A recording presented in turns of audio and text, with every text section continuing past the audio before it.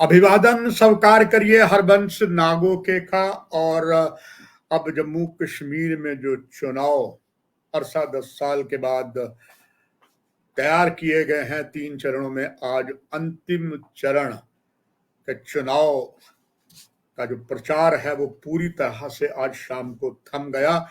1 अक्टूबर को 415 उम्मीदवारों के भाग्य का फैसला 5060 अलग अलग पोलिंग स्टेशनों पर 40 विधानसभा की सीटों पर 39,18,220 मतदाता तय करेंगे।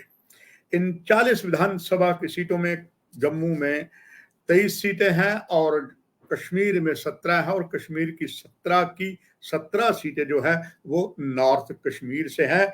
और इसमें जो नॉर्थ कश्मीर की बात है उसमें सबसे बड़ा जो एक नया इतिहास और बनेगा, वो बहुत कुछ नया संकेत देगा और वो तय करेगा वास्तव में जम्मू कश्मीर के विधानसभा के चुनाव में क्या भविष्य होगा। क्योंकि इसी उत्तरी कश्मीर के वहां पर एक तरह से पीपल कॉन्फ्रेंस, सज्जाद लोन और अवामी इत्तेहाद पार्टी के इंजीनियर रशीद जो नॉर्थ कश्मीर से हैं, यहाँ पर जो सीटें हैं वो सारी ही जो है वो इसी क्षेत्र में है। अब देखना यह है जो 17 सीटें हैं इनमें क्या भविष्य तय करेगा। 16 सीटें जो हैं नॉर्थ कश्मीर से हैं और एक सेंट्रल कश्मीर की है।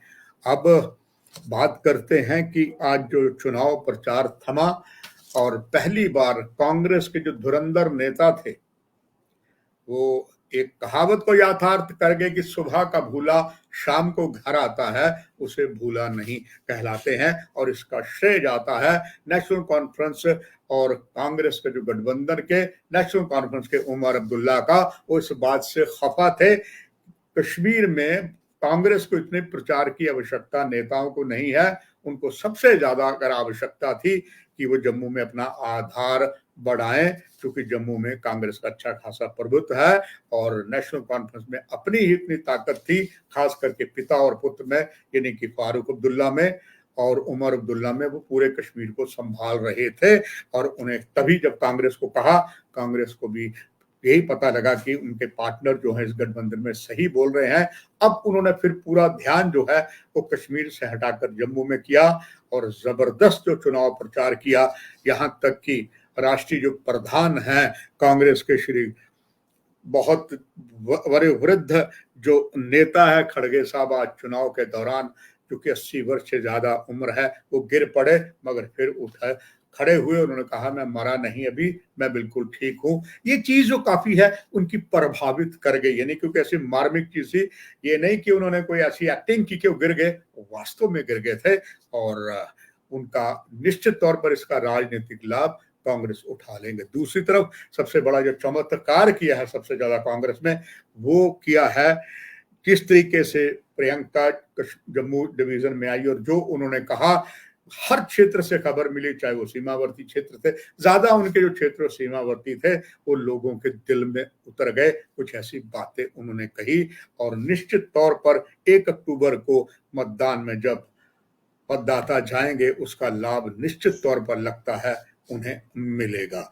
और जहां तक बात है भारतीय जनता पार्टी की मेन में, तो निस्संदेह इस थर्ड फेज में आदरणीय प्रधानमंत्री भी आए और भी कुछ नेता आए, मगर उनकी जो ज्यादा भाषा थी वो वही जो पुरानी चीज थी वही थी। मगर प्रियंका ने जो किया वो लोगों के दिल में उतर गया है। अब देखते हैं इसका ईवीएम में कितना लाभ मिलता है। इसका लाभ कमल के फूल को मिलता है या पंजे पर मिलता है या कोलिशन में जहां पर हल है, ये तो वो समय बताएगा। मगर एक बात तय है कि जो जम्मू की तरफ सीटें और खास करके जो दलितों के लिए जो रिजर्व सीटें हैं, जिसमें एक तरफ से जो टोटल सीटें हैं, बिश्ना है, यहाँ भी बहुत बड़ा चमत्कार जो है वो कांग्रेस कर गई है। सुचेतगढ़ है, मढ़ है, अखनूर है, ये सारी सीटें जो है ये रिजर्व सीटें हैं। और जहां तक आरएसपुरा, जम्मू साउथ, ईस्ट नगरोटा,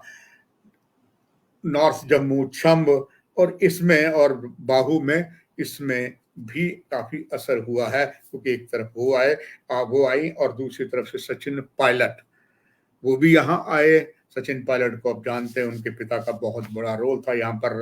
राजेश पायलट का भी संसार में नहीं है। और ये भी आप जानते हैं कि सचिन पायलट का जो निकाह है वो डॉक्टर फारूक अब्दुल्ला की बेटी से हुआ था और पारिवारिक कुछ अनबन बनी। खैर, वो राजस्थान के डिप्टी चीफ मिनिस्टर भी रहे हैं और उनकी धारा प्रवाह जो भाषा है, और इनको जानते हुए केंद्र मंत्री भी रहे हैं, उनका भी अच्छा खासा जो है वो असर दिखेगा, ये बात तय है। अब ये देखना है कि मतदाता किस तरह काम करते हैं। ये बात निश्चित तौर पर पूरी लग रही है कि चाहे कठुआ में या कुछ और क्षेत्रों में जो पहाड़ी क्षेत्र है वहां आतंकवाद घटनाएं भी हुई हैं, मगर उसकी इतनी ज्यादा परवाह किसी को नहीं है, क्योंकि हमारी सुरक्षा बल पूरे सक्षम है आतंकवाद जो यहाँ पर है उसको समाप्त करने में। और चाहे इसमें वो बहुत से बलिदानी हो रहे हैं, कठुआ में भी यही हुआ, उसमें भी इस पर जम्मू कश्मीर पुलिस के कुछ अधिकारी जो है वो बलिदानी हुए हैं। इससे पहले साउथ कश्मीर में भी मगर 5 आतंकवादियों को साउथ कश्मीर में मार भी गिराया गया है। सुरक्षा पूरी मुस्तैद वो तो स्वाभाविक होनी ही थी। तो ये 1 अक्टूबर को मतदान है और इसके बाद गांधी जयंती है। बस आपको ये भी बताते चले कि आपने अलर्ट होना है, क्योंकि अगले माह बहुत से त्योहार भी हैं। अब जो हिंदुओं में श्राद्ध होता है वो समाप्ति की ओर है, नवरात्र का पावन अवसर शुरू हो जाएगा और इसके साथ साथ बहुत सी छुट्टियां बैंक्स में भी है। तो ये भी आप ख्याल रखिएगा, बहुत ज़्यादा छुट्टियां अक्टूबर माह में बैंकों में भी होगी, अवकाश होंगे, तो उसमें बैंक का जो लेन देन आपने करना है उसमें भी आप अलर्ट रहिएगा। ना काहूं से दोस्ती ना काहूं से बैर की कहावत को पुनः याथार्थ करते हुए इस कार्यक्रम की हम यही समाप्ति करते हैं। जो भी कुछ और नवीनतम घटना होगी तभी मीडिया आपके पास लेकर आएगा। नमस्कार।